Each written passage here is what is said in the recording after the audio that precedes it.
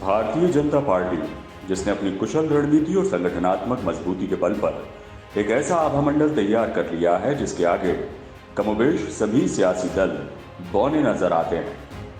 और शायद यही वजह है कि भाजपा की इसी ताकत से वशीभूत अन्य सियासी दलों के कद्दावर भी अपने दलों से सालों की निष्ठा का परित्याग कर भाजपा का चोला ओढ़ने में देर नहीं कर रहे।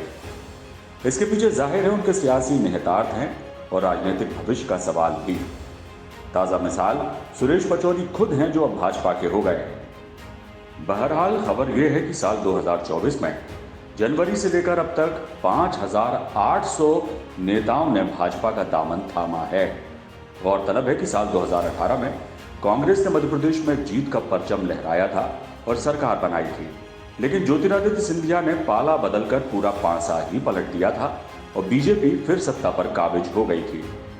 उस वक्त भाजपा पर खरीद फरोख्त के इल्जाम लगे और जुबानी जंग लंबे समय तक चली और 2023 में भाजपा ने पूर्ण बहुमत के साथ सूबे में सरकार बना ली। और तो और बीजेपी ने न्यू ज्वाइनिंग कमेटी ही बना दी है, जिसके संयोजक हैं पूर्व मंत्री नरोत्तम मिश्रा, जो कांग्रेस के भटकों को बीजेपी की राह दिखा रहे हैं।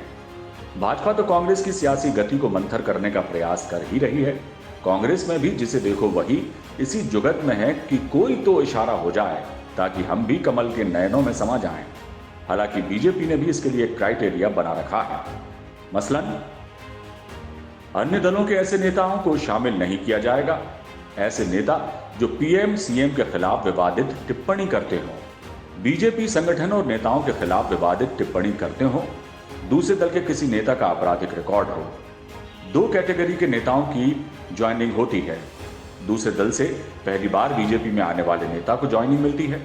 दूसरे दल के ऐसे नेता को नहीं लिया जाता जो बीजेपी छोड़ चुका हो। बीजेपी के ऐसे नेताओं की घर वापसी कराई जा रही है जो किसी कारणवश पार्टी छोड़ चुके हों। सामाजिक क्षेत्रों से जुड़े लोगों को भी बीजेपी में शामिल किया जा रहा है। 18 से 20 साल के युवाओं को भी बीजेपी की सदस्यता दिलाई जा रही है। कुल जमा देखा जाए तो जनवरी से अब तक, जैसा हमने आपको बताया, कि अन्य दलों के 5,800 नेताओं ने बीजेपी की सदस्यता ग्रहण की है, जो अब कांग्रेस के चाल चरित्र और चेहरे पर सवाल उठा रहे हैं। इनमें जगत बहादुर सिंह अन्नू, जो जबलपुर के महापौर हैं, पूर्व विधायक संजय शुक्ला, कांग्रेस लीगल सेल के प्रमुख रहे शशांक शेखर और ऐसे 2 दर्जन से ज्यादा कांग्रेस के नेता और पदाधिकारी हैं जिन्होंने हाल ही में बीजेपी का हाथ थामा है और सिलसिला बरकरार है।